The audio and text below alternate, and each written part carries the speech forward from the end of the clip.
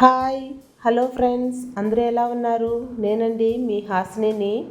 ఈరోజు ఒక మంచి వీడియో మరియు ఒక మంచి రెసిపీతో మీ ముందుకు వచ్చేసానండి. ఆ రెసిపీ ఏంటంటే ఎంతో టేస్టీకరమైన క్రిస్పీగా ఉండే చికెన్ పకోడాను ఎలా ప్రిపేర్ చేయాలో చూపించబోతున్నానండి. ఈరోజు మా ఇంటికి చుట్టాలు వచ్చారండి. మా అమ్మ, మా తమ్ముడు భార్య మరియు మా అక్క అండి. మా అక్క అయితే కువైట్ నుండి 2 ఇయర్స్ తర్వాత మా ఇంటికి వచ్చిందండి. అందుకే ఈరోజు నేను కూడా లీవ్ తీసుకున్నానండి.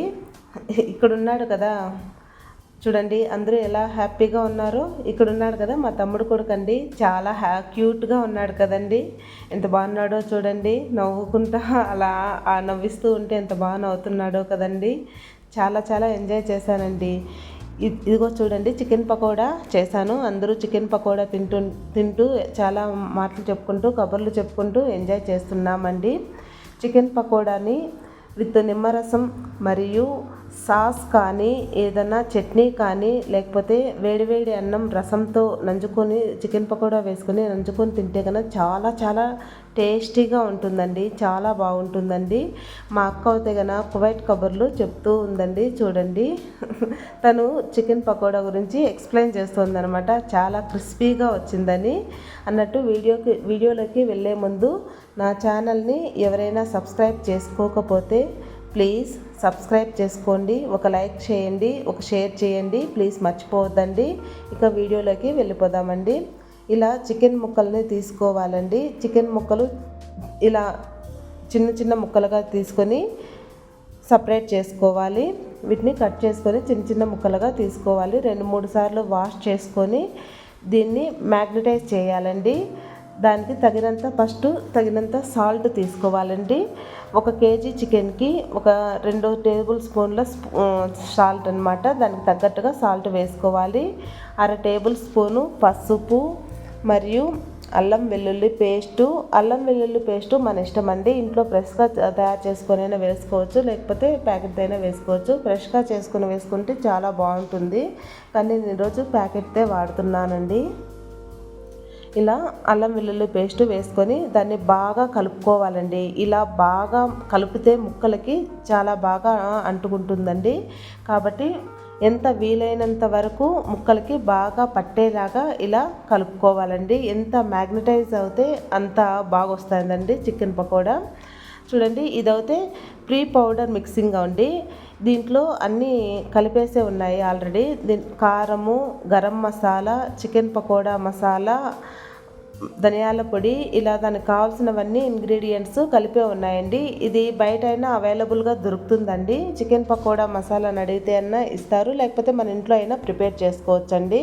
ఇలా ప్రిపేర్ చేసుకుంటే మనం ఎప్పుడు కావాలంటే అప్పుడు ఇలా చిటికలో వేసుకొని అలా చిటికలో తయారు చేసుకొని తినేసేయచ్చండి. చూడండి, ఎంతో ఒకసారి ప్రిపేర్ చేసి పెట్టుకుంటే ఒక 6 నెలల వరకు ఇలా వాడుకోవచ్చు అనమాట. చూడండి, ఇలా అంతా వేసిన తర్వాత ఇట్లా బాగా మ్యాగ్నటైజ్ చేయాలండి. ముక్కలకి చాలా బాగా పట్టాలి. ఇలా బాగా కలిపితేనే అది మ్యాగ్నటైజ్ అయ్యి ఇంకి బాగుంటుందండి. ఇలా కలిపిన తర్వాత ఒక 1 అవర్ ఫ్రిడ్జ్లో పెట్టాలండి. దీంట్లో కొత్తిమీర, కరివేపాకు వేసి కూడా బాగా కలుపుకోవాలండి. కలుపుకుంటే ఆ స్మెల్ దాంట్లోకి ఇంకి చాలా బాగుంటుందండి. తింటుంటే కనుక స్మెల్ తెలుస్తుందన్నమాట. కాబట్టి ఇలా మ్యాగ్నటైజ్ చేసుకోవాలి. చూడండి, ఇలా మ్యాగ్నటైజ్ చేసుకొని ఒక ప్లేట్ పెట్టుకొని డీప్ ఫ్రిడ్జ్లో పెట్టుకోవాలండి. ఒక 1 అవర్ అలానే డీప్ ఫ్రిడ్జ్లో పెట్టుకొని బయట తీసిన తర్వాత ఇలా కన్సిస్టెన్సీ వస్తుందండి. చూడండి, 1 అవర్ తర్వాత ఒక ప్యాన్ పెట్టుకొని స్టవ్ పైన డీప్ ఫ్రైకి కావాల్సినంత ఆయిల్ వేసుకొని బాగా మరిగిన తర్వాత ఇలా చిన్న ముక్కలుగా ఒక్కొక్కటిగా విడివిడిగా ఇలా ఆయిల్లో డిప్ చేసుకోవాలండి. ఒక్కొక్కటే వేసుకోండి విడివిడిగా. మా అక్క వేస్తోందండి. చూడండి, ఒక్కొక్కటి డిప్ చేసుకోవాలండి. అప్పుడే కొంచెం స్పేసియస్గా ఒకదానికొకటి అతుక్కోకుండా బాగా ఫ్రై అవుతాయి అన్నమాట. డీప్ ఫ్రై అయ్యేంత వరకు వాటిని మనము అటు ఇటు కలుపుతూ బాగా ఫ్రై చేసుకోవాలి. ఫస్ట్ మీడియం ఫ్లేమ్లోనే పెట్టుకొని ఫ్రై చేసుకోవాలండి, లేకపోతే కనుక లోపలంతా బాగా ఫ్రై అవ్వదనమాట. అప్పుడు క్రిస్పీగా ఉండదు. కాబట్టి మనము మీడియం ఫ్లేమ్లోనే ఫ్రై చేసుకోవాలండి. అప్పుడప్పుడు ఫ్లేమ్ అడ్జస్ట్ చేసుకోవచ్చు ఫ్లేమ్ని. కానీ హై ఫ్లేమ్లో మాత్రము మొత్తం అంతా హై ఫ్లేమ్లో మాత్రము ఉంచి చేయకూడదండి. హై ఫ్లేమ్లో మాత్రము రోస్ట్ చేయకూడదండి. ఇలా చేసామంటే తొందరగా పైన బ్రౌన్ కలర్గా వచ్చేసి లోపల మాత్రము సరిగ్గా కుక్ అవ్వదండి. కాబట్టి మనము మీడియం ఫ్లేమ్ని అడ్జస్ట్ చేసుకుంటూ హై ఫ్లేమ్ని అడ్జస్ట్ చేసుకుంటూ ఇలా కుక్ చేసుకోవాలి, రోస్ట్ చేసుకోవాలి. చూడండి, పైన బాగా మంచి కలర్ వచ్చేంత వరకు అటు ఇటు కలుపుతూ ఇలా కుక్ చేసుకోవాలి, రోస్ట్ చేసుకోవాలండి. చూడండి, బాగా కాలాయి కదా, బాగా రోస్ట్ అయ్యాయి కదా.